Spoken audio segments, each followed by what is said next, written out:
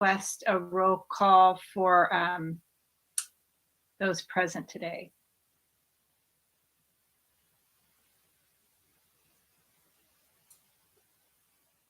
Potter, Here.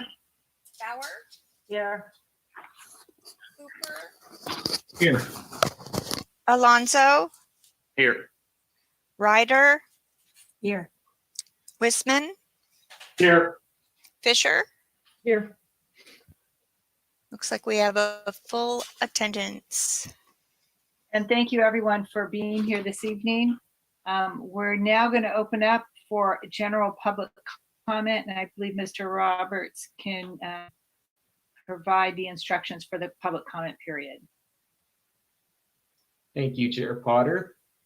I see one hand raised this evening. I'll go ahead and share my timer.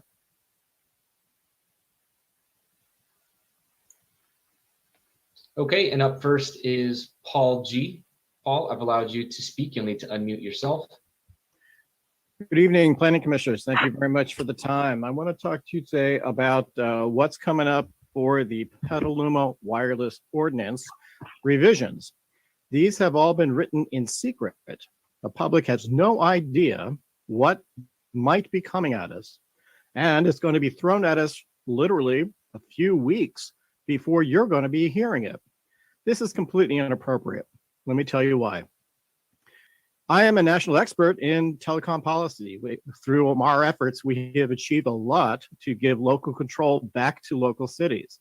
There's no reason in the world to fumble that at the local level because the M Group has improper incentives with respect to its development projects. If you read the M Group's contract carefully, you will see they are incentivized. They earn more money from making sure they process projects that get approved. This is why it's not appropriate to have a third-party contractor functioning as the planning department for a city. The incentives are all skewed. The local government actually exists to represent the needs of the population. The population are the 60,000 plus residents who pay taxes to the city of Petaluma, paying for many things, including a very large salary to the city manager. I believe she got a $40,000 or $50,000 raise or something this year, and then a lot of money to the M Group. Now, this is what we'll need to be doing, is we're going to do a very careful audit of how much money is being spent by the M Group on particular projects. Number one, we just went through a little process of trying to decide whether or not to put a cell tower on St. Vincent's High School. This, again, operated in secret by the planning department for, I don't know, 4 or 5 months before they decided to tell the public about it. Well, as soon as the public made us aware of it and made the proper information available to the principal of St. Vincent's, he wisely decided to go away from the project and not do it. The question is, how much money was spent from the time that the M Group started working on it to the point where they actually then told the public about it? We could have saved all that money. And this is the whole point. There's not enough transparency. Everything is done in secret. The information is not divulged to the public on a timely basis, and the public has to always scramble to get any good information in time. The incentives are all wrong. The incentives are all about making the M Group earn more money. This is wrong. What we're going to have to do is fix this going forward, and we'll do that through a careful audit, and we're going to present all of the data to the Planning Commission. What we need are equal time to present 2 ordinances, one written by the residents, one apparently written by Danley and Telecom Law Firm.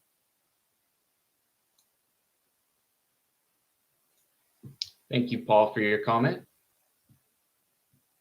And I'm not seeing any additional hands raised from members of the public tonight.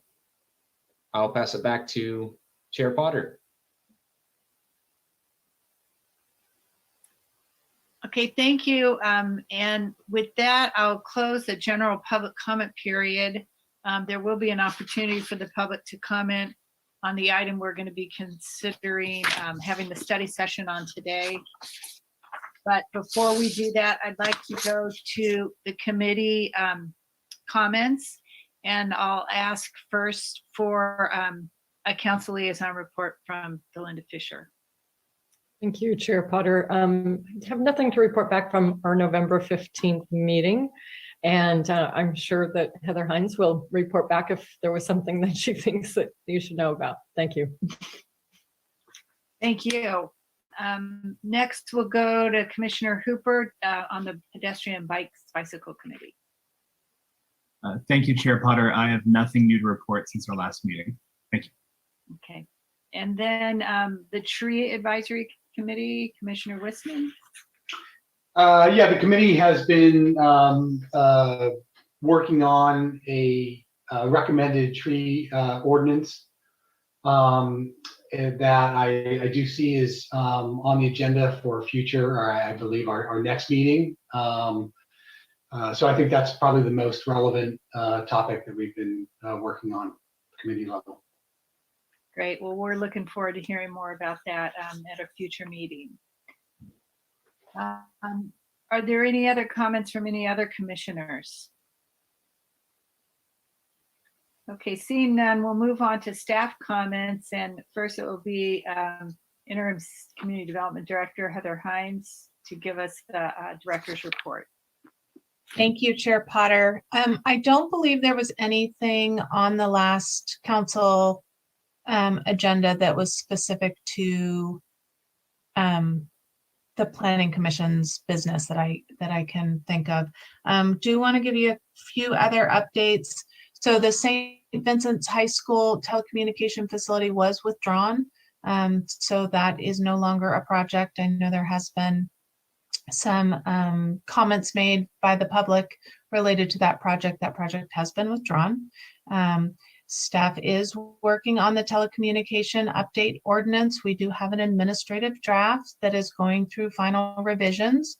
It is typical that a draft of an ordinance was not be released until it is through that finishing that admin internal review process. I have let the interested parties know that we will release a public review draft to solicit public comments in advance of the meeting. So there is not a hard deadline. It kept getting pushed, so I took it off the tentative until we do have that administrative draft completed and ready to release as a public review draft, so that we can give plenty of time to members of the public interested in reviewing that before it comes forward. So wanted to give you that update. And then we do have 3 items on our next agenda, one of which is the Tree Technical Advisory Manual. So it is not an ordinance per se. It is a reference within the ordinance. In the implementing zoning ordinance, there is a reference to the Tree Advisory Committee creating a tree technical manual. So that is coming forward for the Planning Commission's feedback before it is finalized. And then the other 2 items are a public convenience and necessity for a wine bar in downtown, and the Riverscape Townhomes, which is the 40+ townhomes as part of the approved riverfront project. And that's all I have for this evening. I see Commissioner Alonso has his hand up. Thank you, Chair Potter.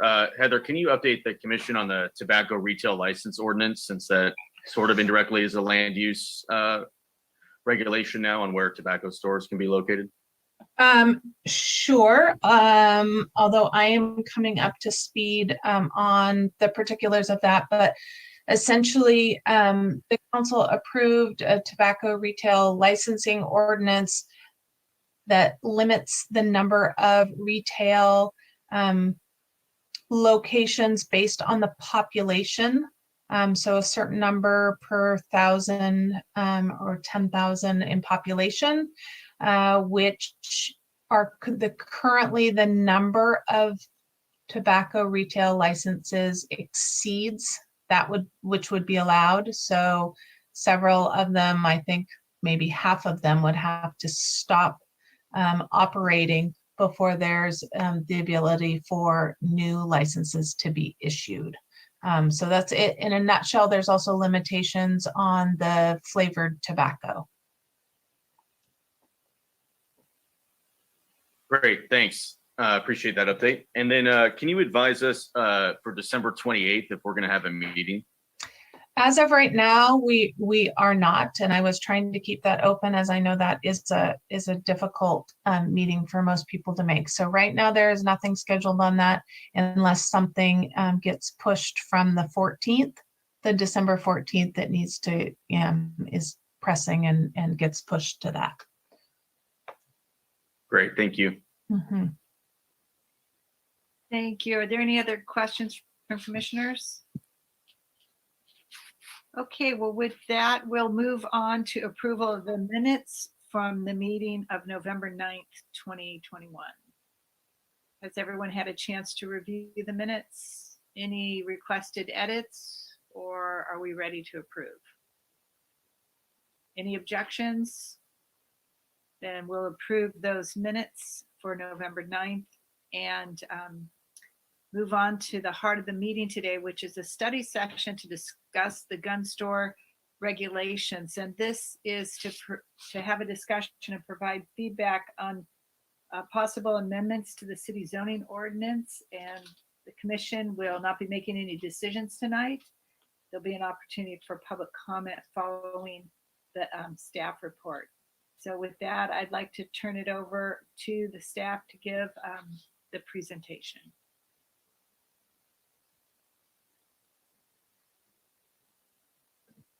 Okay, thank you.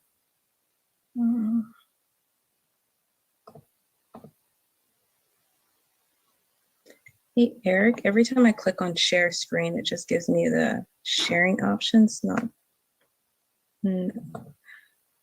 seeing where I can actually share my screen. Oh, never mind. There we go. Thank you. Oh, I think my thoughts. Say my thoughts. Okay. Let's Okay, we can see the see screen now. everything. Oh, could you see you saw the, We saw the screen for a second there. okay.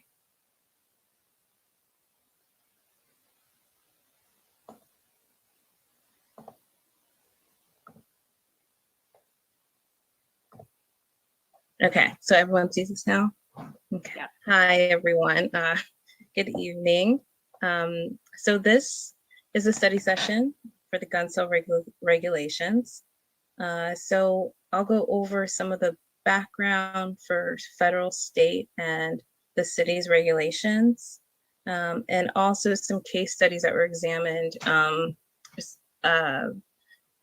Some cities in California that have adopted amendments to their city's zoning code to address firearms businesses, and go over some of the citywide goals and priorities that planning is working on, and the next steps. So just for some context, Commissioner Alonso brought up some concern about retail or gun sales in the city. So we were requested to do a bit of a study. So here for the federal and state regulations, and the staff report, within the staff report, there are more details on all of the federal and state regulations, but here's just a general overview of those. So there are federal and state laws that regulate licensing to increase public safety, but it doesn't really address land use zoning or local licensing requirements. There are some eligibility requirements to purchase a firearm or sell a firearm, such as if you have a criminal record or some other court orders, you are prohibited from possessing a firearm. And if you're underage, some of those things. And then the Department of Justice has a whole list of different licenses and permits that are required to for a firearm seller to obtain a seller's permit. And they're also required, or to obtain, require special licenses and permits. And some of these also include the federal firearms license, which also includes being listed on their database. So California law actually California actually has some of the more aggressive laws in the nation. But one thing that the California law doesn't do, it doesn't regulate how firearms are displayed or discharged with police officers. It doesn't restrict gun dealerships to certain zoning districts or do anything regarding land use or regulate police permitting. It doesn't prohibit gun or ammunition sales on county property and doesn't regulate the use of firearms in county parks and recreation areas. The reason why I included these in the presentation is because these tend to be the main focuses for different city amendments to their zoning codes. And I think that that is something that the commission should consider when thinking about any steps to include in our zoning code. So right now, the city's implementing zoning ordinance does not establish any standards, regulations, or even a definition of gun stores or the sale of firearms. Our smart code doesn't reference it at all. And the only way it's actually regulated is through what's called gun repair, sale of guns and ammunition, and that's through a home occupation permit. And it restricts whoever has its permit from selling less than 5 guns a year. And in order to do this, the person has to apply for a business license to the city, and the police department also issues a letter which sort of outlines the fact that they don't have any authority they don't regulate gun sales, but the letter also states that that someone is permitted to operate gun repair, sale of guns or ammunition through a home occupation permit if they sell less than 5 or fewer a year. And for many of the storefronts or stores in Petaluma that sell guns, they are considered general retail use, such as Big 5 Sporting Goods and one other store I can point out in a moment. And these sorts of uses are permitted in most of our mixed use and commercial zoning districts. And again, it's because general retail is so widely permitted. And like I mentioned already, the police department isn't required to restrict and license gun dealers. Earlier I mentioned that it's required, the Department of Justice requires a license with a federal firearms license for anyone who is going to be anyone seeking a firearms business license. And so the database consists of any business or person who has either a gun shop, a gun store, or is a gun collector. Their database show that for October 2021, that there are 13 businesses registered in the city. Of these, 5 have active firearms business licenses in the city. So again, those 13 can include collectors. So I just want to point that out. And here are some of the 5 that have active firearms business licenses within the city. So you have Gems Precision, High Grade Guns, AAO, Independence Armory, and BST Guns. And then you can see how long these have been established in the city. And I believe Independence Armory is, I believe, the only one that has changed ownership over the last couple of years. But if you want any more information about those, when these businesses were established, I can provide that because I know that was something Commissioner Alonso was interested in. So here's a map sort of showing where these businesses are licensed. You see they're pretty dispersed throughout. And this is actually showing the 13 with the federal firearms license. And the other one that has a general retail permit is the Petaluma Gun and Reloading Supply. So that one and the Big 5 Sporting Goods. Okay, so I also looked at some California cities, primarily just in the Bay Area. And as I mentioned already, California has some of the more aggressive laws, and over 100 California cities have adopted or amended their codes to require permits or licenses for businesses that have firearms. So one nearby city is Hillsburg. So prior to 2018, the city didn't have any gun stores, and firearms were permitted in most commercial zones, similar to Petaluma. But they had more definitions or more categories where gun sales could be permitted. They did have gunsmith shops, sales and repair, but also sporting goods sales, retail general, and hardware, paint, and wallpaper stores. And they decided to amend their zoning code in 2018 because there was an application for a firearms business in the city, and they classified it as general retail. So with their amendment to their zoning code, they provided clear definitions on the types of uses that allow gun sales. And then they restricted firearm sales to specific zoning districts by actually writing out what those, or better defining those types of uses, such as firearm dealers, sporting goods sales with retail as an accessory used with firearm sales. And something that's a pattern in the other cities that were looked at is that there is a buffer to keep sensitive uses, which are typically churches, schools, parks, keep them 500 feet away from those areas, and also residential areas are looked into that. And in this city, they also require a special permit and a conditional use permit. And they also require oversight for safety and security measures, like how ammunition is stored, how the police department performs certain inspections at the store. So the safety and security measures were something that they also included in their revision to their ordinance or to their zoning code. Another city is the city of Windsor.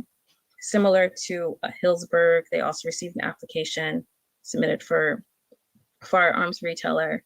Again, they didn't have any specific standards or requirements to really review the application and how they were classifying the use. So they issued a 45-day moratorium to prevent any new retail establishments that sell firearms.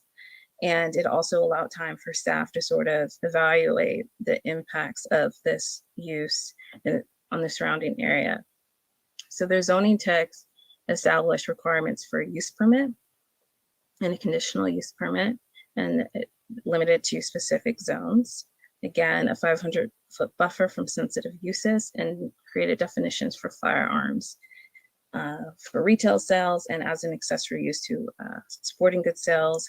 And similar to what is permitted under the home occupation permit, they have it as I wouldn't necessarily say that's for a home occupation permit, but similarly, where it's considered a hobby, they have that listed or defined as well.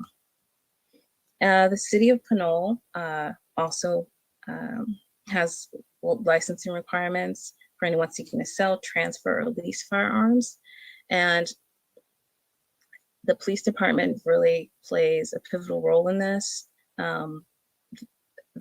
The applicant must get approval and abide or comply with the conditions of approval from the police department, and then they can proceed and get a conditional use permit from the planning commission and then obtain a business license. The police department performs annual inspections for businesses renewing licenses, and restricts the use to specific commercial zones, which they have a commercial mixed use, a regional commercial, and an office industrial mixed use zone. And they also require 500-foot buffer from schools, daycares, and parks. And we also have from our police department, Doug Hearn on, who's quite familiar with the process in the city of Pinole, if during the discussion there are any questions about this. The city of Lafayette also requires a permit, and that is issued by the police department, and they also require a land use permit. They created a definition, or they provide a definition for firearm sales, and sorry, one moment. Okay, they must comply with the department's conditions of approval, and they have a number of different conditions that they must comply with here. And they continue here, such as if they receive the permit, they must report loss or theft of the firearms. And the Planning Commission's role is really looking at the compatibility of the use in the surrounding context, impacts on sensitive uses again, and also the proximity to liquor establishments and how the facility, which has to be a secure facility, is compatible with the surrounding architecture. And to emphasize what Chair Potter mentioned in the beginning of the meeting, we're seeing feedback that can tie into, that we can provide to the City Council at the next round of goals and priorities. Just for some context, right now, or in August of 2021, City Council adopted the citywide goals and priorities that which outline I guess tasks that are to be completed over the next 2 years. And this is just a little snapshot of some of the things that planning is working, which I'm sure all of you are familiar with, for updating the general plan. We still are working on parking and transportation alternatives for downtown. We're working on the objective design standards, facilitating the construction of accessory dwelling units, and revisiting the cannabis ordinance. So again, as stated earlier, there isn't an action, but there are some things to consider with moving forward. Creating definitions for land uses that involve firearms. Again, we do not have any such thing in our municipal code, smart code, IZO. Creating spatial buffers from sensitive land uses, which has been done in other cities. Considering concentration limitations for gun-related land uses, zoning districts for gun, the appropriate zoning districts for gun-related land uses, and what security measures could be implemented. And again, staff will take back any feedback as gathered during this discussion to the City Council for the next citywide goals and priorities discussion for prioritization.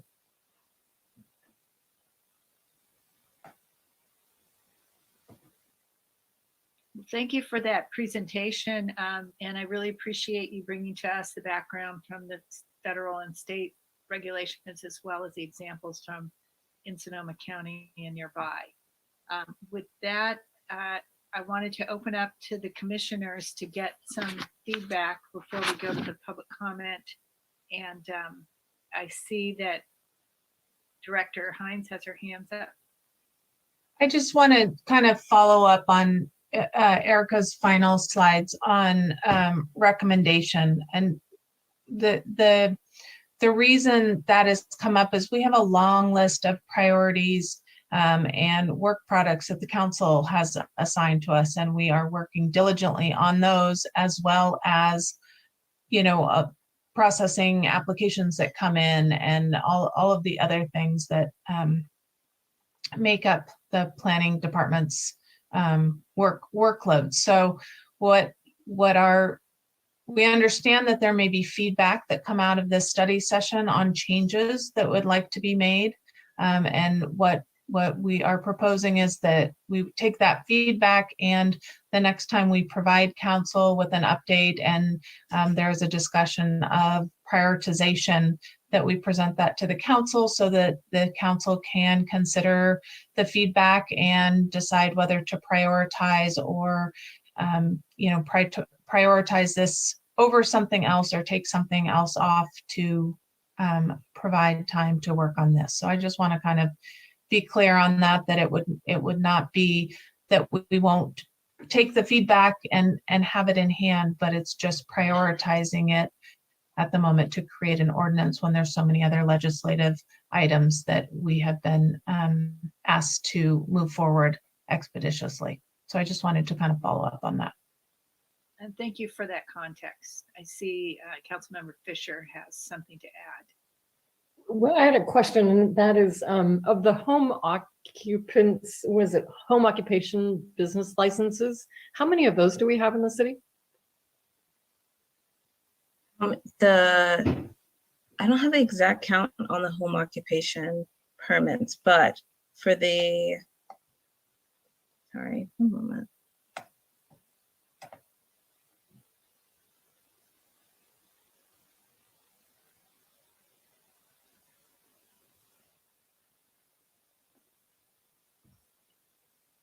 I believe one of the things that happens as a home occupation oftentimes too is like the gun repair and the online having it more online and not a retail store where there's a number of guns in one place to be sold. I don't know the exact number of them, but I believe that's typically what is looked at as a home occupation. Okay, and then I wanted to know if we could hear from Mr. Hearn before we go forward. Because I don't know the nature of these gun shops, so I'm curious about them. Never been to one. Yeah, I think it would be helpful to hear that, but I also am curious about the online sales. Is that also limited to 5 per year on those home occupation permits? So maybe we can hear a little more about that. We can try to gather that information while Doug is talking about some of his experience, if that's helpful. That'd be great. Hello, nice to meet everybody. The inspections we did in Pinole was at a big 5, and they kept their guns secured behind a counter, which had locking doors that opened up. And they kept a steel cable through all the guns, and only certain people could sell the guns that were approved by the police department.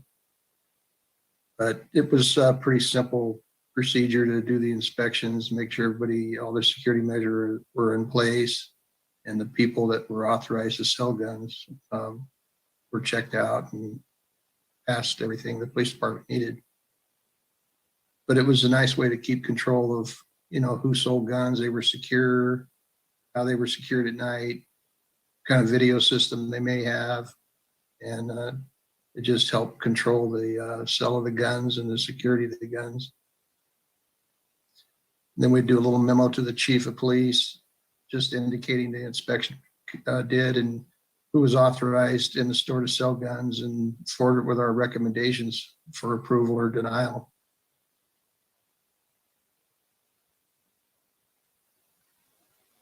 Okay, thank you for that information about the city of Pinole. Councilmember Fisher, did you have any other questions about the existing facilities in Petaluma? I did. I'm wondering if Mr. Hearn, if you have any experience with our local gun shops. No, I haven't been in any of them to do any type of inspections. Thank you. Commissioner have to- Alonso? Thank you. Yeah, just to add on to that, there are no requirements for any annual inspections, correct, in Petaluma? Right. So there's no way for code enforcement or the police department to inspect a current gun store. Now, Unless Heather, unless there's a complaint or an issue that would require police. But there is, you're correct, Commissioner Alonso, there is no annual inspection or condition compliance required in Petaluma's current regulatory. right. Doug, maybe you can address this from Pinole, from the experience in Pinole. Are you aware of any of those gun stores there having requirements on the signage, the public signage that the public would interact with in the storefront? I didn't recall any signage requirements for the business. Okay, thank you. Erica, were there any cities that you looked at that had signage requirements? I don't think I saw anything about signage, but I did see things about displays, right? You couldn't put, I don't know if this exists, like gun sale in the window, those sorts of things. And then I think some of that I did see for out of state. I don't recall seeing that for the case, the California cities. Okay. Yeah, I just raised that question because one of the gun stores in Petaluma actually displays an illegal firearm in their sign. So when you walk by their sign, it's an illegal firearm. You can't buy it there. Can't buy it anywhere legally. You'd have to go to Nevada. So again, that's something that I think we need to raise, and that's why I wanted to ask those questions to staff. So thank you for clearing that up. Heather and Erica, I know you brought this up in August about the council goal setting, but it being a 2-year process. Are you conveying that the council won't change that for 2 more years, or can you provide more clarity on that? No, I'm not saying that. We typically, staff comes back and gives updates. I think there is a plan to provide council with an update on status of goals and priorities prior to the budget cycle in the beginning of 2022. And so there will be an opportunity for us, if the feedback from the commission is this is a priority to the commission, we would like to see, whatever it is, we can communicate that because there's the understanding that things come up, right? I don't think when we set the goals and priorities, I'm not sure the districting was even on there, right? So things come up and we have to pivot and we have to respond. And as soon as we have the next opportunity to update the council on the current status of things and any reprioritization, we would include that. Okay, great. Thank you. I'll save my comments for after public comment, but thank you for answering those questions. And Commissioner Bauer. Hi, yes, thank you. And thanks so much, Commissioner Alonso, for bringing this to us. I think this is very important. And I'm just curious as to, we now have, I would like to know what the spectrum is of things that we're allowed to consider in terms of, it seems like there are no regulations that we have right now on the books regarding zoning of gun stores in Petaluma, but what's the other side of the spectrum? What is the strictest regulations that we can enact with still remaining within the Constitution? Like, can we say no gun sales in the city of Petaluma, for instance, or is that constitutionally protected or something like that? So where do we land in that? I think a complete ban, I will turn to Dylan. Sure. To touch on that. Yeah. Thanks, Commissioner, for that question. I have not seen a jurisdiction that has done a complete ban. Of course, with fire sales, you reach the Second Amendment. There's also preemption issues. There could potentially be taking issues for existing firearm sales. I have not seen those litigated before. I feel comfortable with what Windsor, Healdsburg, Pinole, Lafayette have done with licenses. What Erica suggests with a conditional use permit and limiting the areas that they're sold to sensitive areas, commercial zones, I think that's all fine and good. Other counties I have seen, they have limited locations that you can conceal weapons. That's currently being litigated right now in the Supreme Court. The city of New York you need to show good cause to have a concealed permit. So I think those are kind of the menu options, but we can of course look into more of a complete ban or limiting the amount of licenses similar to tobacco sales. Yeah, thank you. And I'm also curious about this. I noticed a lot of the other cities used 500 feet. Is there any precedent for like using 1,000 feet or 2,000 feet or something like that from sensitive uses that you've seen, or would that be considered not constitutional? So we would need to figure out, how should I say this? So anytime you kind of interfere with an amendment, whether or not the law is going to be legal depends on the justification for enacting that law and sort of the fit. So 1,000 square feet from sensitive areas, we would just need to have a good justification. So we're afraid, Yeah, go for it, Heather, if you want to. Can I add too? I think it would be important to look at that on a map, right? So putting 1,000-foot buffers around, if you define sensitive as park, school, childcare, it would probably also be that you would want to visualize, put that buffer around it. And is it in effect not allowing gun retail anywhere in the city by the time you put 1,000-foot radius around every single sensitive receptor? Or does it still leave maybe fewer, but some options for gun sales to locate in the city? I think that would be an important thing to look at. Yeah, which it seems that some of the other cities definitely had to do that because it really narrowed where the firearm businesses could actually operate. Okay. It's definitely an issue. So that Thank would you. be kind of an exercise that we would probably want to do to make sure that choosing 1,000 over 500 didn't create a de facto ban. Mm-hmm.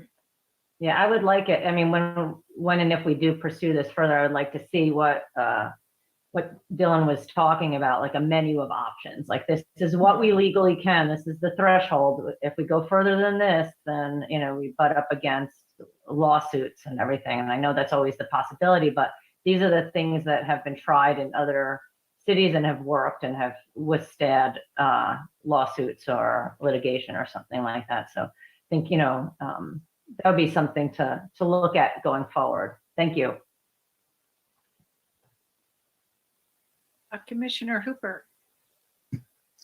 Thank you. Thank you very much, Chair Potter. And I would just like to start off by double underscoring all the questions that Vice Chair Bauer brought up, because I think those are all going to be really important if and when this comes up in the future. I did have a few questions.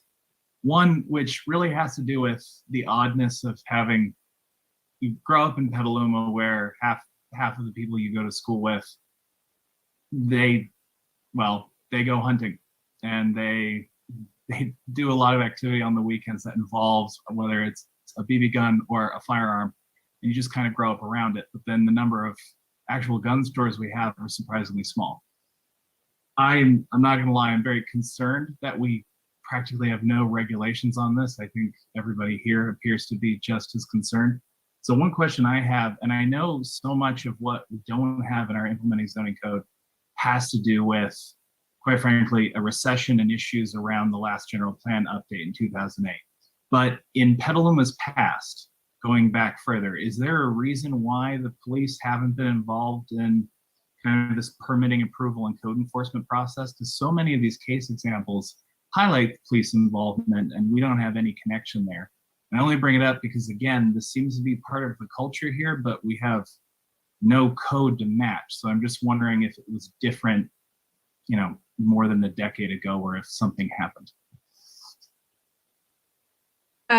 So in terms of our regulations, there is not, to my knowledge, been any change in the past 12 years in terms of what our regulations are. I'm not aware of any change in regulations or I'm not aware that there was any sort of police permit required that then is no longer required.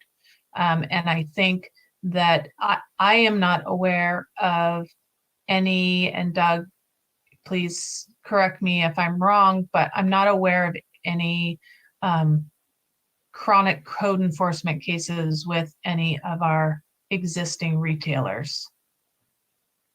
Doug, do you know anything differently? No, and if you look around, there's a lot of cities that don't have any gun sale regulations in their municipal code. And some see it that it's needed and it helps and it gets regulated. Right. But I'm kind of thinking that is probably why it has not come up as kind of an urgent, because there hasn't been an issue or a code enforcement issue that we're trying to respond to. But that's the most background I have on it. Anything to add, Erica?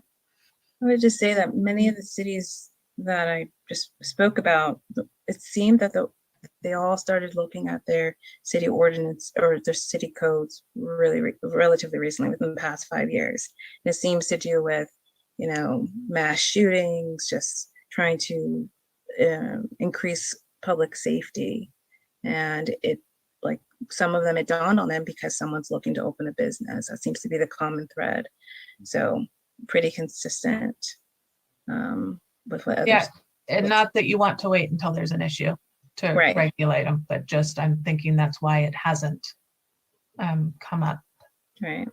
Yeah, I would echo those comments and also reiterate what the other council members have said, that this really is an important topic, and it isn't the one we want to be tackling after we get an application in. And I think it is true historically, when the zoning codes were first created in the 40s and 50s, that the gun stores were considered just an allowed use under any kind of commercial retail space. And that idea has changed. It's changed for liquor stores, it's changing for tobacco sales, and that all has been happening in the last decade. So I think this is a really important conversation.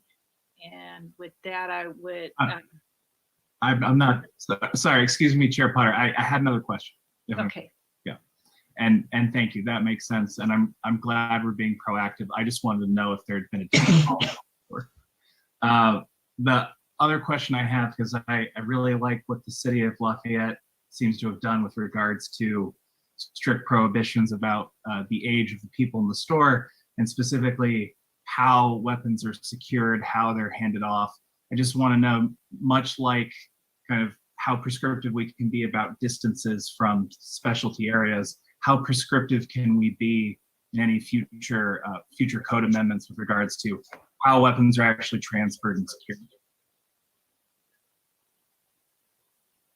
I think that's. Yeah. What are we doing?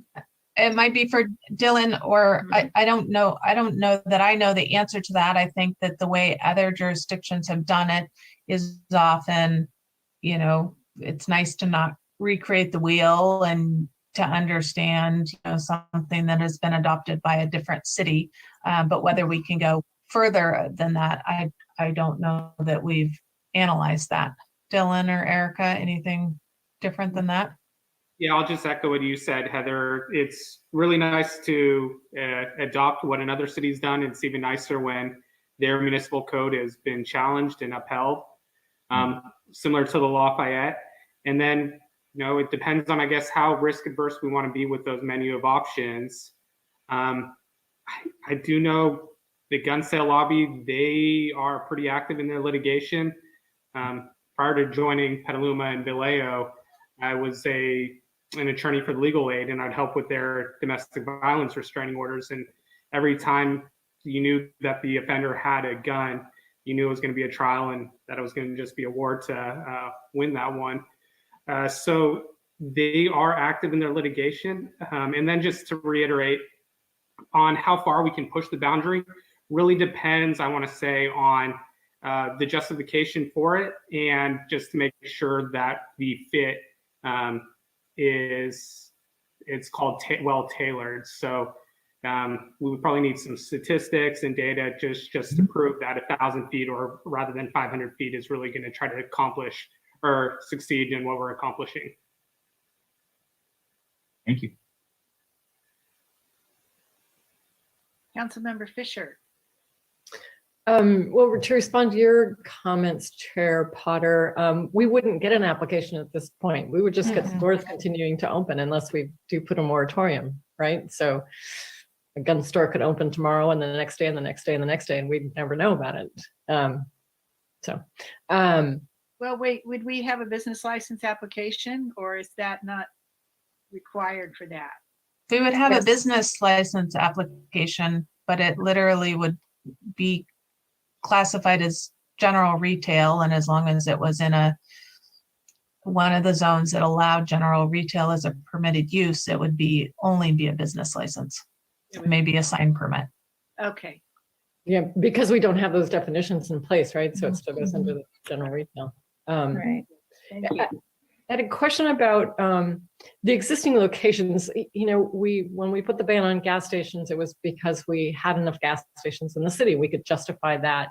And looking at the number of outlets we have now and sensitive uses, and I doubt staff did this in preparation for tonight, but is there any idea of the proximity of sensitive uses to the existing 13 facilities that we have?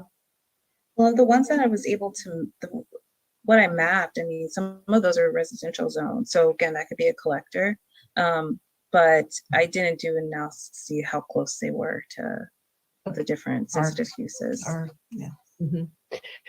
And so the question for Dylan then, like the justification for gas stations, could we make a similar justifications for the availability to purchase a firearm? The ability to purchase is a lot tougher than us regulating how to sell. I haven't seen another jurisdiction limit it. It's already kind of limited by the state on, you know, you have to be a certain age, you have to not have certain offenses that you've committed.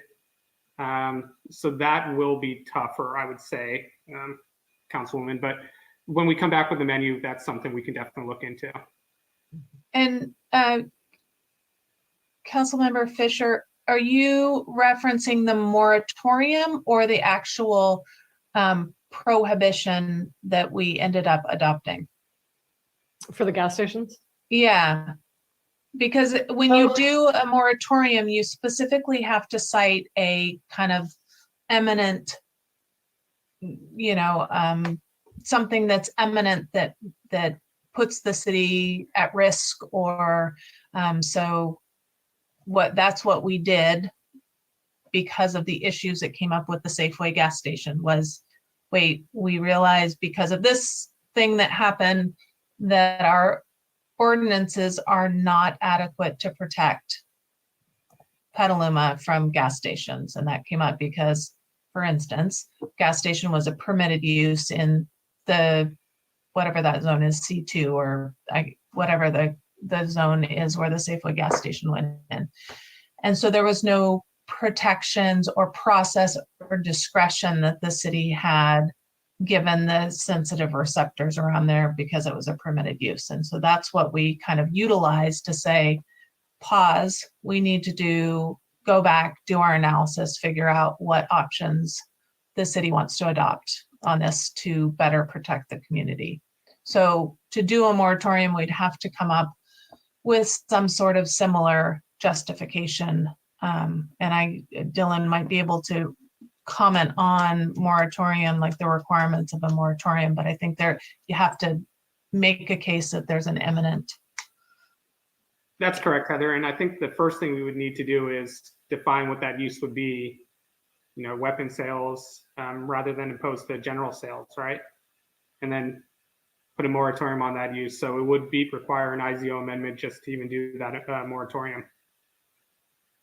So Heather, when that came up and I asked for that moratorium, we understood that, you know, we hadn't really looked at our code closely enough to see if there were other uses, to the point about liquor sales and tobacco sales. If there were other things in our uses that we're allowing in places that we shouldn't be, or we don't want to be. And so this seems like one of those. And I have a feeling that there's a number of others.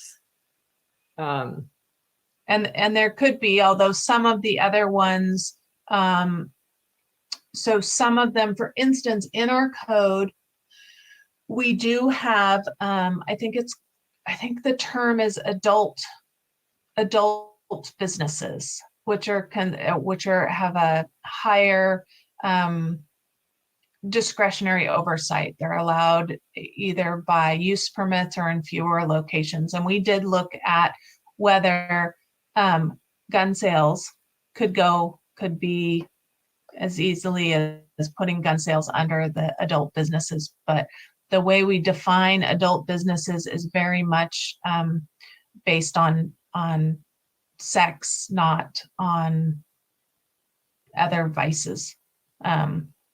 And so it wasn't a natural fit to say, oh, well, why don't we pull out gun sales as a kind of a separate land use and put it under adult businesses.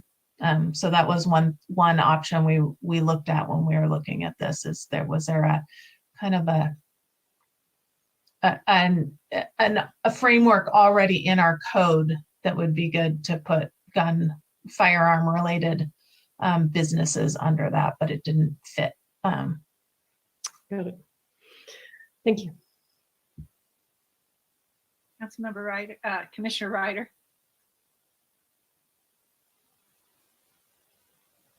Oh, you're muted, Amy. I believe Wisman was first. Oh, I'm sorry. Commissioner Witzman, I have to tell you that the color of your background and your raised hand is almost unrecognizable. So I apologize for passing you over, but go ahead. You have the floor. No problem. No problem. And thank you, Amy, for alerting. I'll make a change to that if I can some way. The only question, sorry, Chair Potter, this is just the question period, correct? And we'll have an opportunity to make other comments later on. Yes, that's correct. Okay, so the only question I had for staff was, I did see in the staff report, this goes down the different jurisdictions, that California law authorizes counties to approve and deny permits to sell guns. But I didn't see any discussion about the discretion that the county uses or what their framework was to that they use to approve or deny those permits. Do we have any, is there a county ordinance, or is there some type of county framework that we could refer to? I didn't research anything about any county processes in California, and I'm trying to see which area you're referring to in the report. It's on page 2, towards the bottom. Starts off with California law requires child safety firearm locks and so on. And then the last sentence of that paragraph says state law authorizes counties. I can look into that for you because I probably have that somewhere in my notes then. Okay. Thank you. Yeah, I just, in the mesh of all these jurisdictions, I would just want to see if there's any additional coverage that the county was providing, in addition to federal and state law. Okay.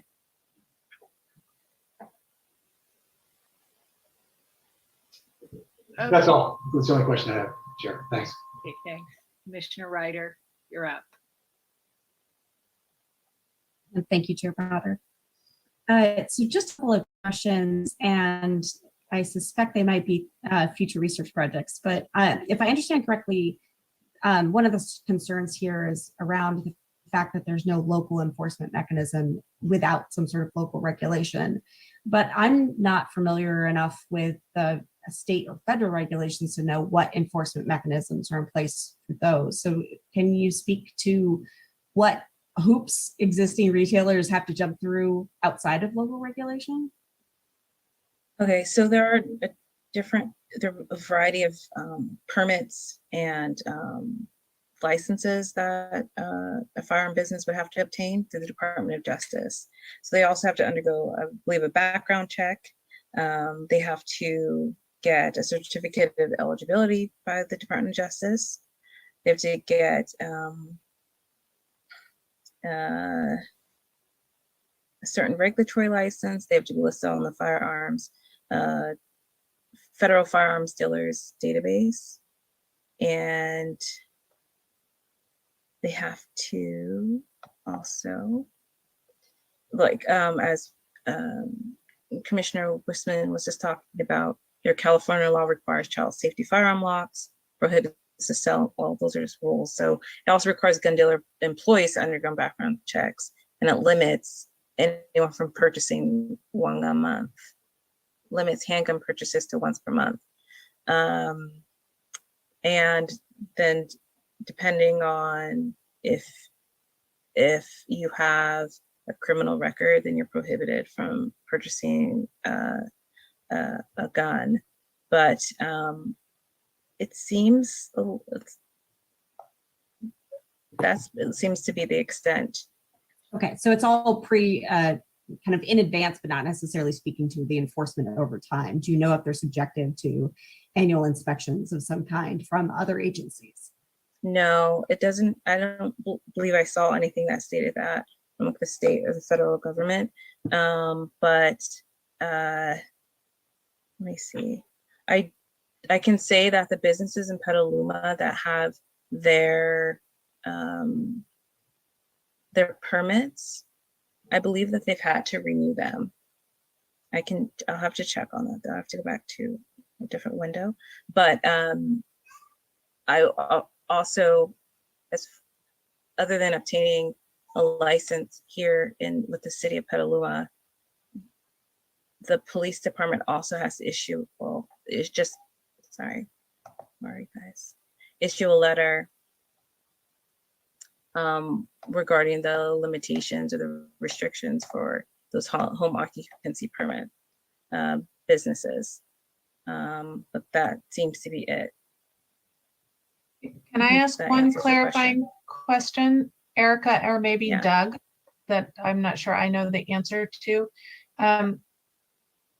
Is there a process that the city verifies that a gun retailer has obtained all state or federal requirements for operating a gun retailer? Does anyone know? So there's the letter that the police chief sends out to anyone applying for. But that's only for a home occupation. correct? Right. Talking about that distinctions. So in that, it just states that they have to obtain firearms license. They have to get a permit from the State Board of Equalization and get an eligibility certificate from the Department of Justice. But within it, I don't see anything about The follow-up to make sure that following happens. up. Yeah. Do you know No. that, Doug? We just have to do a routine inspection and go in and look. And normally, police departments don't go in and look unless there's an issue. It'd be just like any other permit or license issue to someone. You go in and look on the wall and see if it's valid and check the database for verification. And then I'll just add too, it's Penal Code Section 26720, and it says the Department of Justice may inspect dealers to ensure compliance with the penal code. So it's may, it's not a shall, but they have the authority to go and inspect.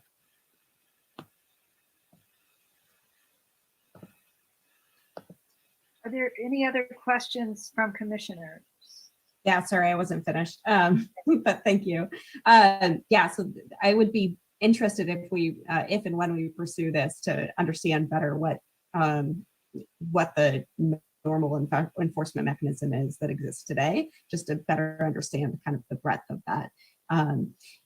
My additional question, which I suspect is in that same category for future study, is are there any studies on the efficacy of local regulations correlated to gun violence or other issues that we might be trying to solve through such regulation?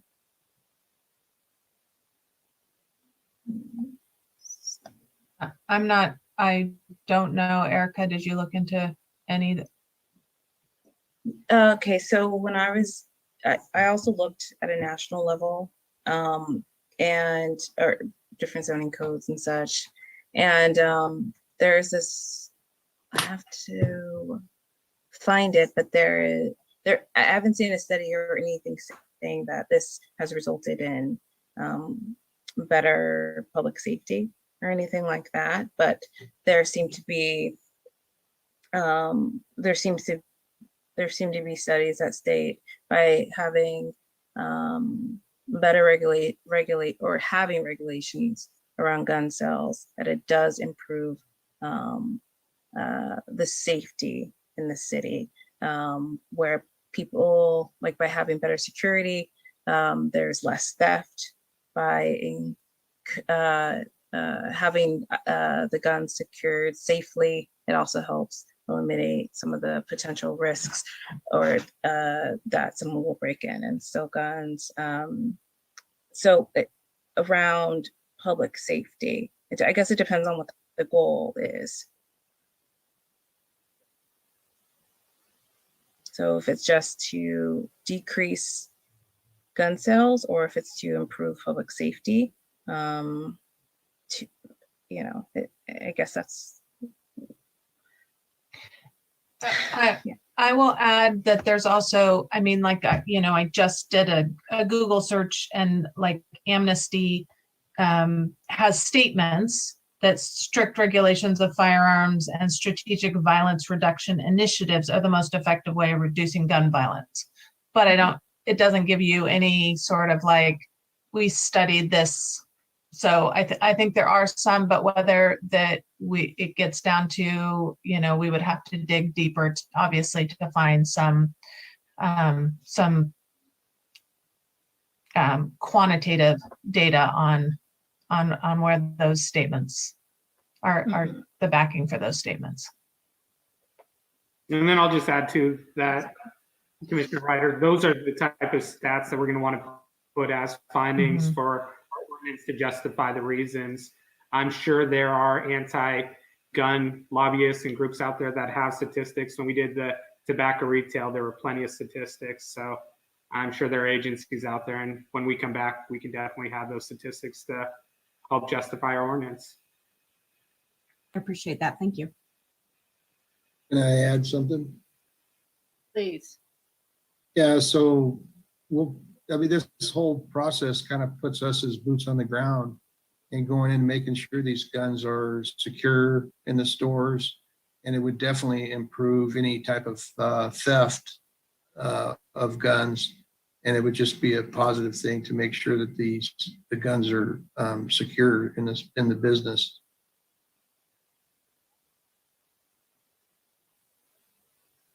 I also wanted to add on the law enforcement side, there are some cities who may not have gun rules, but under their security camera regulations, often they require stores that sell guns to be outfitted with security cameras with certain specifications that can be another safety measure.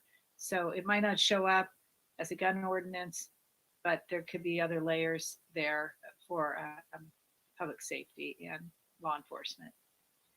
So Commissioner Ryder, did that complete your comments on this phase? Well, my questions at least, for sure. Yeah. Thank you. I didn't see any other hands up, so I would like to open it up now for public comment. And this is an opportunity for anyone who'd like to speak in the study session to share their ideas before the commission goes back and provides input. So, Mr. Roberts, are there any public commenters today? Yes, I see a few hands raised. I'll go ahead and share my timer.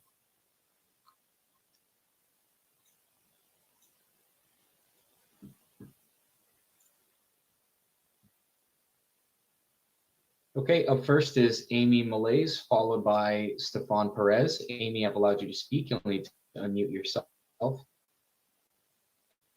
Thank you so much. My name is Amy Malaise. I am a parent of a school-aged child. I work in the education field here in Sonoma County, and I'm also a volunteer with Moms Demand Action.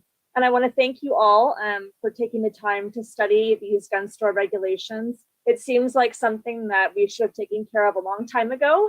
And in light of what happened in Michigan today, it seems critical that we examine these types of ordinances at this time.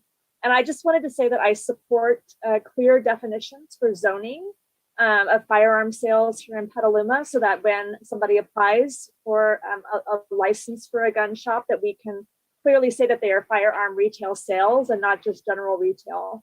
I believe that the police should be involved in terms of restricting and licensing and providing oversight, which I think is a key component of all of this. And I also support the buffer zone between sensitive use areas such as preschools, youth centers, libraries, parks, etc., which I think is also very, very important. The idea that somebody could buy a gun at one of these places and then just walk down the street to a school is just unconscionable to me. So I think that there are models in place already that we can draw from. And I really think it's beyond time for us to have some of these ordinances on the books. So I appreciate you all taking the time to study this. Thank you, Amy. Up next is Stefan Perez. Stefan, I've allowed you to speak. You'll need to unmute yourself. Hello. I had a couple of thoughts and some questions. Staff had mentioned that a few times that California has a pretty rigorous restrictions and laws already in place, and just to kind of keep in mind that the businesses that we're talking about are local small businesses, and like the big five that is here in Petaluma, I don't believe sells firearms. So when we're talking about firearm sales, it's the small businesses. One of them is Petaluma Gun and Reloading, which is like the oldest gun store in Sonoma County. So like there's that. We have a little bit of history here. And I was wondering about like the data, I'm glad that Commissioner Ryder brought that up. Just like, what is the effectiveness of what other cities have done, and what has been effective? And I don't know what that is, but if you're looking for data that supports whatever you want to do, like I don't know if that's going to be like the best type of data. So just be mindful of that when you do go look at the anti-gun data, that it could be faulty, and you don't want to look foolish with that. And keep in mind also like what the problem is that you're trying to fix, which has also been brought up, which is like if you don't have a goal, then then what kind of effectiveness are you going to have? So yeah, just keep that in mind of what problems are you trying to solve. And I guess it's all kind of started from the sign at Sportsman's Arms, I think is what Commissioner Alonso was talking about. And it's not illegal. It's AK-47. They're not illegal to purchase in California. They sell them in the store. It's a common misconception. And just a question, you don't have to answer anything like that, but ask yourselves, how many of you are gun owners, and do you feel knowledgeable enough to kind of write a code for it at this time? Like you don't have to, but just something to keep in mind. You can talk to Gabe at Sportsman's Arms. I'm not sponsored by him, but he's a pretty cool guy. Yeah, so that's it. Thank you very much. Thank you for your comment. Up next is Heather Jennings, followed by Aaron Kamilowski. Heather, I've allowed you to speak. You'll need to unmute yourself. Okay, thank you. Can you hear me? We can hear you. Okay, great.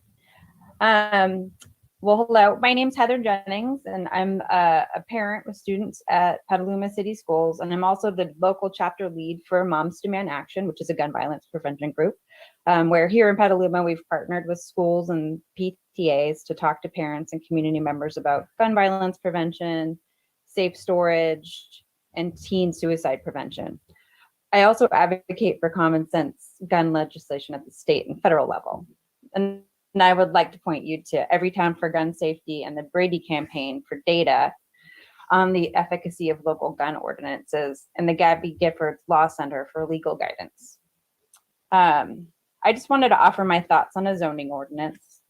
The map in the study shows there are over a dozen existing gun retailers here in Petaluma. The majority of these retailers are located within walking distance of Petaluma City Schools, grocery stores, churches, and the city library. With no city ordinance regulating how firearms are sold, no required background checks for employees, and registration with the Petaluma Police Department, and no age limit for entry, I see an existing problem with the lack of local regulations for gun shops that we currently have. I advocate for adopting the City of Lafayette's ordinance as a model for the zoning and oversight of existing businesses, and a limit to how many gun retailers can operate within the city. That's it. Great. Thank you for your comment, Heather. And up next is Aaron Kamilowski. Aaron, I've allowed you to speak. You'll need to unmute yourself. Hi, good evening, Erin Chmielewski. I'm not going to waste any more time than need to, I just want to strongly support Amy and Heather in their presentation of information. I just strongly encourage that the Planning Commission does push forward with amendments to the municipal code. It won't change like legal ways of buying guns, but it will give us parameters that we strongly do need to consider. So again, just thank you very much for your time and have a good evening. Thank you, Aaron. And up next is Dwayne. Dwayne, I've allowed you to speak. You'll need to unmute yourself. Thank you very much. Just have one small comment is on the process, and that is when I got to the part of the agenda where it said case studies, I assumed that it would have case studies of where gun regulations, gun store regulations have been effective in the cities, counties, state, or federally, or even internationally, where what has worked in other places in the world is what I assumed when it said case studies. So other than being a little disappointed in the paperwork, I'd probably support most of what's been said tonight. Thank you. And thank you for your comment, Dwayne.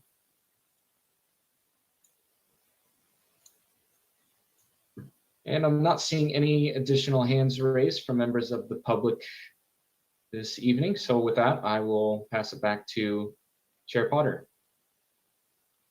Thank you, and thank you everyone for participating tonight. I'm going to close the public comment period and bring it back to the commission for feedback. So I see Councilmember Fisher has her hand raised. I do, thank you. So there's two things here, it seems. There's one is the zoning regulations, right? So the proximity to uses and which zones. But there's also the safety and security measures. So I guess the reason I bring this up is because the zoning changes, or that we'd like, perhaps I'm hearing we want to see, doesn't affect the existing outlets, right? Because they'll become existing non-conforming, presumably, or maybe they're conforming, highly unlikely. But the safety and security measures that we could put in place, and for instance, a permit from the police department, could those affect the existing establishments, or would they, is the question. I know this is comment period, but the question came up. And yeah, so I would, that is a great point. So, you know, my initial response is, you know, you add them as conditions of approval, certain findings or certain requirements, which we have for certain uses, right? And like we have very specific for alcohol related businesses, certain conditions that go on any of those use permits about, you know, training of staff and such. But you bring up a really good point in making sure that if whatever we would adopt, also discussing how safety operation measures could be applied to existing legally permitted gun retailers. So that would be something we would need to look at as in terms of creating something, and I would guess that would be something through the police department in terms of a, you know, annual inspection or security measures or something like that. We need to see how we could apply that to existing businesses as well as conditions of approval for any new businesses. Yeah, I'm thinking, you know, almost establish a second route, right? It's not just the conditions of approval, but we would have to then require a conditional use permit in order to have conditions of approval, right? So if it's a separate process through the police department for addressing those safety and security concerns, and then you know, it's come up a few times and wrote down in my notes, you know, what are our goals here by changing the existing conditions, and so I'd like us to get really clear on that to make sure that whatever we're recommending will actually achieve those goals. And curious, since Commissioner Alonso brought this forward, clearly you had something in mind when you did that, and so curious to hear your thoughts about that. And then I'll chime in. Thanks. Commissioner Alonso, would you like to respond to Councilmember Fisher so we can have that dialogue, and then I'll go to Commissioner Hooper. Sure. Yeah. I mean, it relates to exactly what I said on August 24th. I mean, there are 0 land use regulations on the sale of guns in Petaluma. There's no definition. There's no buffer zones. There's no oversight. And we need to implement it. I mean, that's the bottom line. So we need to protect our community and keep our community safe. That's why we're doing this tonight. I think we certainly can find the data. We can look at various sources and evaluate them and ensure that they're verified and proper. But at the end of the day, we have a proliferation of guns in America, in California. That is fact. Gun sales are going up. They're not going down. Violent crime is going up. Violent crime is not going down. So we have an issue here. And I think we, unfortunately, like Healdsburg is, I think, a very good example for us, because back when they had their permit for their gun store, it was going to be located in their downtown, which they consider a historic district, essentially. And they couldn't stop it. And so my fear is that we look at downtown Petaluma on Kentucky Street, and a gun retailer could open up where McGuire's used to be, essentially. And so I don't think that's appropriate. And so I think that's why I appreciate staff coming tonight, people commenting, and then this strong conversation amongst our colleagues here. Thank you for that. So that would suggest that we really want a moratorium, right? Since we don't have any current regulations, because that gun store could be there tomorrow, right? There. Thank you. Appreciate that.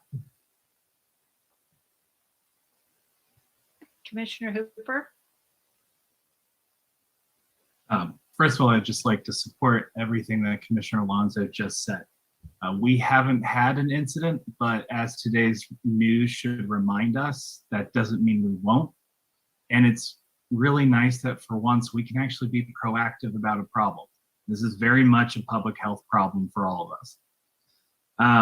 Also, to the point about why we're doing this, and I'm going to loop in that comment about a moratorium as well. Right now, we define in our code, we define minimum parking requirement at a bowling alley per lane, or per number of lanes in the bowling alley. Yet we have nothing at all about where stores should sell guns and to what degree. Right now, guns are treated the same way bicycle shops are treated. This is very much public health, but this is also very much just good land use and city planning.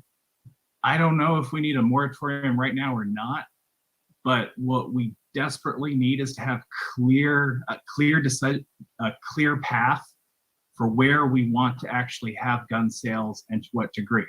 Because as Commissioner Alonso pointed out, we already have a proliferation of gun sales rising in this country. It's no longer even in kind of one political sphere or another, which means we really have to be careful about what we're trying to prevent going forward. And if we take action now, we can prevent that kind of unfortunate situation with having a gun store move into some historic building in downtown or by a school.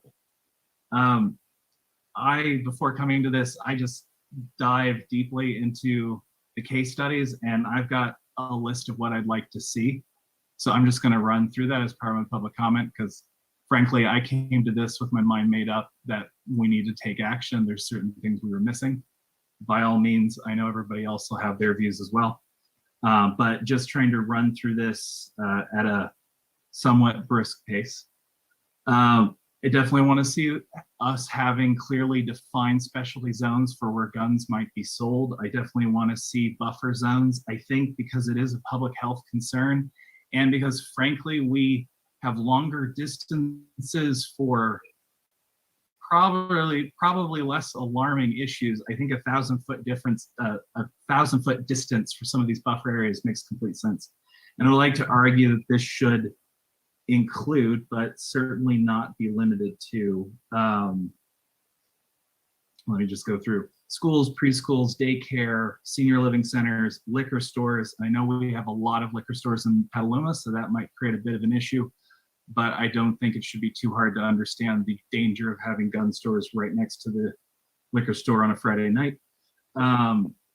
Also away from places of worship. I don't know how we're defining churches, but not all religions here define where they go to worship as churches. So maybe we need to get a little specific on that just so we can keep everybody safe.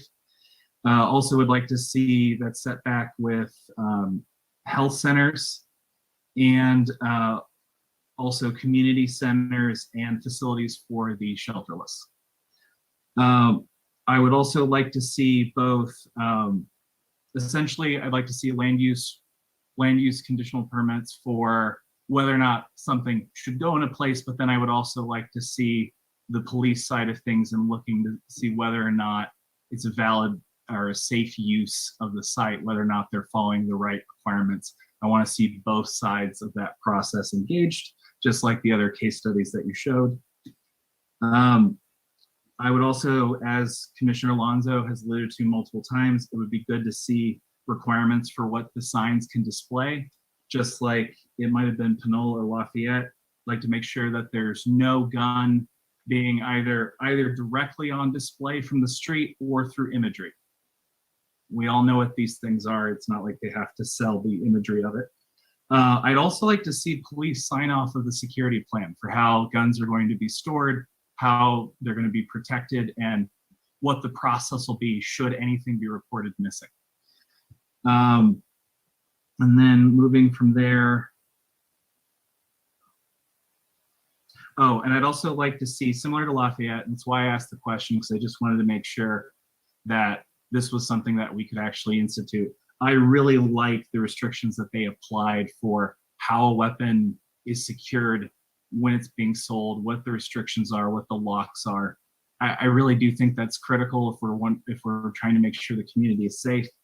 I also think it's reasonable to make sure that you should not be under the age of 18 if you're going to enter a gun shop. And I would really love to see the definitions with similar detail as that of the city of Windsor. I think their ordinance did an amazing job with regards to what a primary gun shop looks like versus someplace that's maybe selling guns along with everything else. I think that 5% floor plan in a concentrated location makes a lot of sense and also makes it easier for us to enforce. And finally, I would really like to make sure that we're keeping gun sales out of residential areas. And I will leave my comments there. Thank you. Thank you for those comments. And Commissioner Wissman.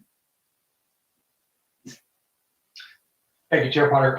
I think my primary comment drafts a bit on what Commissioner Ryder brought up in the question period.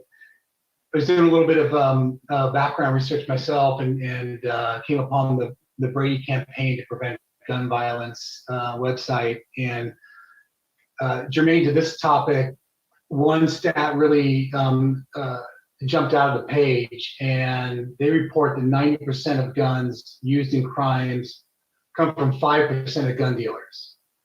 And what that really suggested to me was two things, somewhat contradictory, but I think it's evident that there's a little bit more research. One is it suggests that there's not necessarily a coincidence between gun dealerships and violence and gun violence. However, on the other hand, it does point to the fact that there are some definite worst practices of the worst offending, disproportionate gun dealers that I think we can all learn from, and I think that would be instructive to any action that the commission took to identify what those worst practices are, whether they're spatial, whether they're characteristics of the shop, whether they're single oriented or whether they're mixed with other sporting goods, things like that. So I think it'd be good, as others have mentioned, to identify what the problem is in terms of the coincidence between gun sales and gun violence, and seek to solve that problem. Identifying worst practices and then how an ordinance or any other type of zoning rules might address those in particular. So to that point, I think we'd be very inclined to support something around the first bullet point of the staff report, which is to start by just identifying and have a special segmentation or characterization for firearm sales. So then at least this body could look at, where, who is applying for these permits, and then be able to address whether, they have some of these characteristics that would make them a disproportionate offender, related to gun violence. So that's my only comment. Thank you. And Commissioner Alonso. Thank you, Madam Chair, and thank you for staff for putting this together tonight. I just don't want us to get lost in the weeds here. I mean, we are talking about land use regulation. So right now we have zero. There are no regulations at all. These stores can open up anywhere where general retail is allowed, with some minor exceptions. So, I mean, from just a planning perspective, having guidelines are really important, not only on the definition side, but on the buffer side and the zoning districts, which is why we need an IZO amendment to update that. Right now, as Commissioner Hooper alluded to, we actually have regulations on where animal boarding facilities can open. Folks, did we do a thorough analysis on where animal boarding facilities and kennels should be open? I don't think so, but they're regulated. So are plant nurseries. Plant nurseries are regulated in the IZO. So we have specific types of retail that are called out in the IZO. It's totally appropriate for us to do that here for something as important as this issue. So I just don't want us to lose sight of that. I'm concerned about taking too long. So I respect what staff has said. I've talked to the city attorney about the council priorities, but we've identified a huge issue, a huge glaring issue in the IZO that has a huge problem that we've identified. We've identified the problem. There's no regulation. There's nothing here. So that's the problem. And I don't want to wait 6 months to come back and there's no action. So if it's a moratorium that gets us faster, I would be open to supporting that. But I really don't want to wait because, again, we're trying to be proactive here. That's the entire point of tonight. Again, we waited 3 months to have this meeting. I negotiated with staff to ask for a November meeting. They chose the last Tuesday in November. Okay, because of the holiday, fine. But it's November 30th, folks. It's going to be the end of the year soon. It'll be 2022. So we have great information in front of us. We have a great example in Windsor. I support what Windsor did. I support Lafayette. I mean, those are very strong examples. We don't need to reinvent the wheel. We have good guidelines here. And it sounds like everyone is generally in support of these guidelines. So I just want to be mindful of that. I don't want to take 6 months or a year because we always have priorities. We always have lots of things to do. So if that requires us to have more meetings, I'm all for that. If we need to meet weekly, let's meet weekly. If we need to have a special meeting, let's have a special meeting because we just can't wait. We have to be proactive. This is about protecting the safety of our community. There's nothing more important than that for us. It's protecting the safety of our community through land use. And here is a prime example of that. So I don't want to be, I support Commissioner Hooper's comments on what he was looking for. Vice Chair had mentioned some other concerns earlier. I think we should look at those too, what's legally allowed.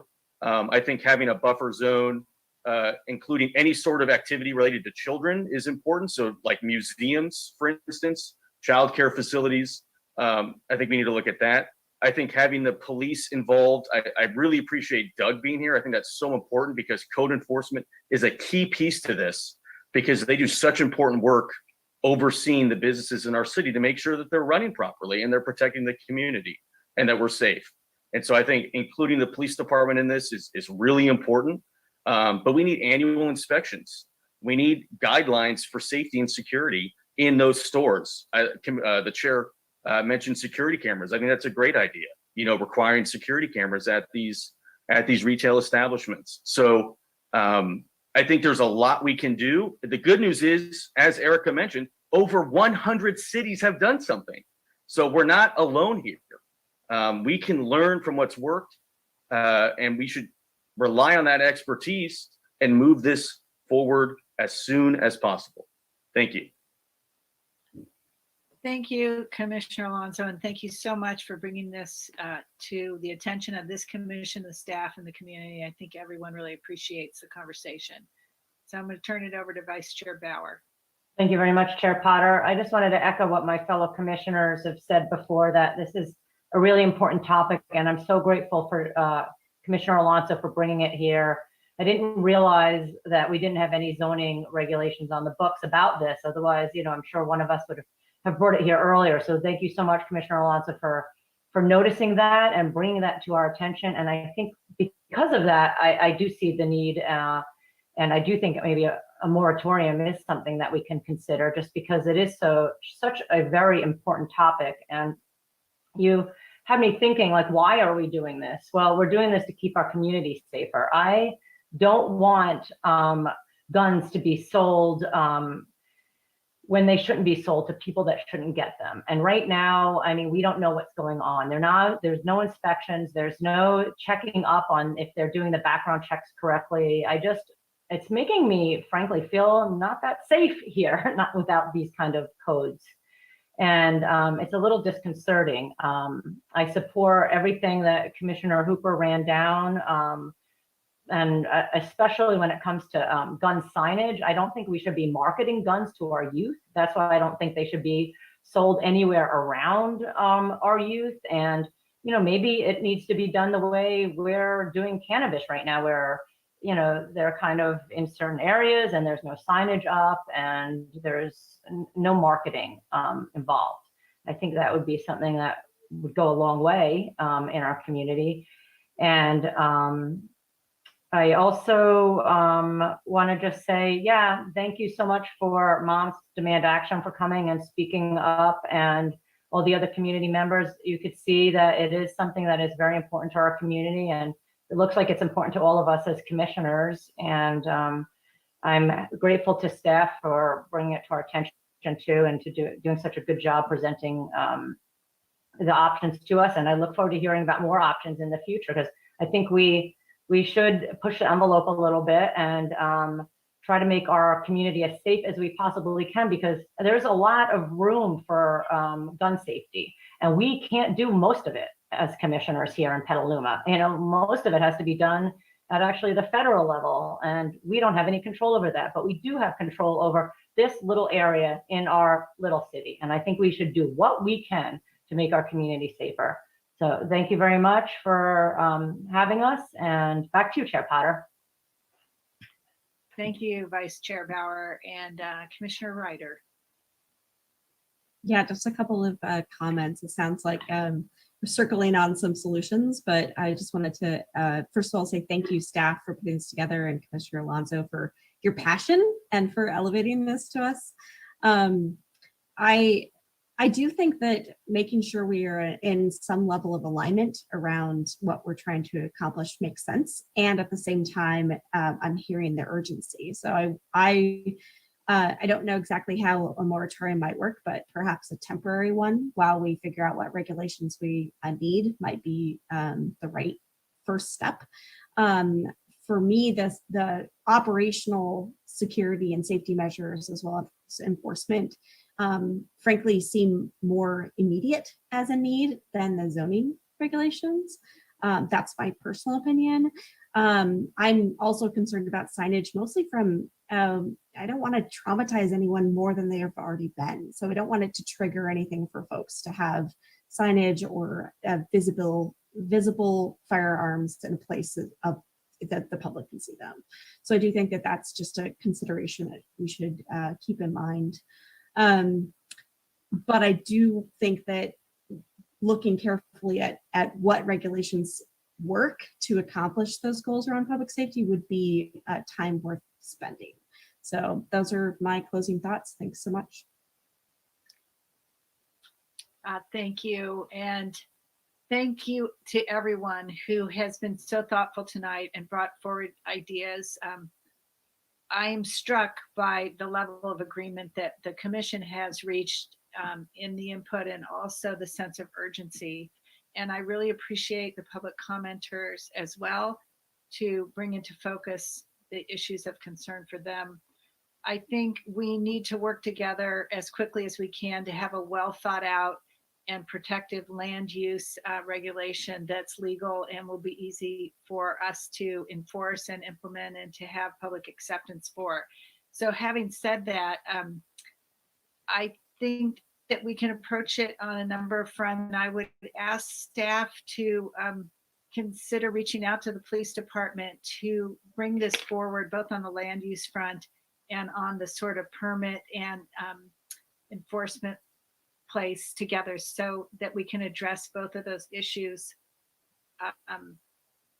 A number of speakers have brought up the effectiveness of the Windsor Ordinance and the Lafayette Ordinance. And I think that what we heard earlier was that sometimes it's best to start from a place that's already been done and already been tested. And I feel like that's a really solid model for us to start with and then tailor it to the specifics of our community. One thing that I would say is that we have talked about establishing land use regulations so that new uses coming in can be scrutinized properly. But we've also talked about, so how do we handle existing stores that are already selling the firearms?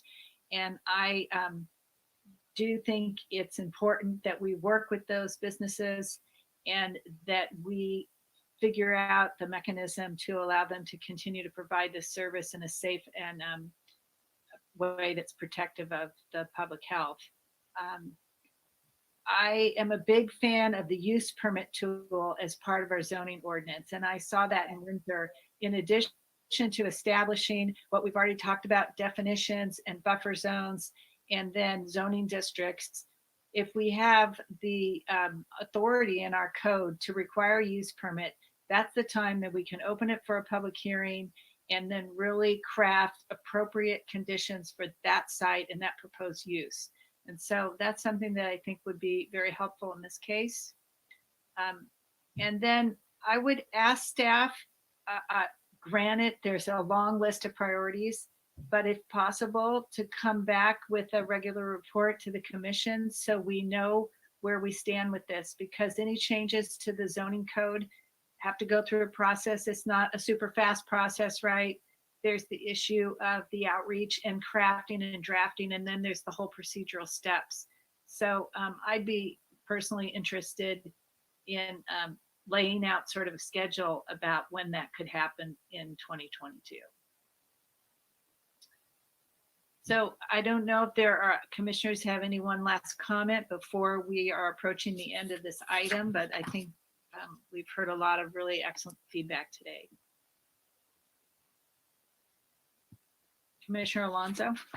Yeah, thank you, Madam Chair. Just one last final thought, again, on zoning districts is that our historic districts, I think that makes Petaluma incredibly unique.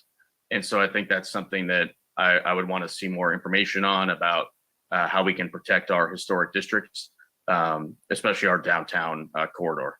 So thank you very much. Thank you. And also, Director Hines, do you have anything closing? Is that too much to ask to get a regular report and maybe a schedule on how this might move forward? Well, as previously mentioned, we're working on the prioritization that the council asked us to work on. So in order for us to prioritize this, we're going to need something else to come off to switch our priorities. So the best that I can offer at the moment it is that when we in the new year, when we present to council an update on the status, we will present this. I also will, provide in an update to council the discussion that happened today, so that they can know that this was the topic. I also know that Councilmember Fisher provides updates to the council, as part of her council updates and her liaison report. So we will make sure that the information is out there and kind of a summary of the discussion is provided. Well, it sounds like Councilmember Fisher, we're going to be relying on you So we appreciate everybody's effort on this. And with that, I will adjourn this meeting of the Planning Commission until our next regularly scheduled meeting, which will be on Tuesday, December 14th, 2021. Thank you. Thank you. Good night. Recording stopped.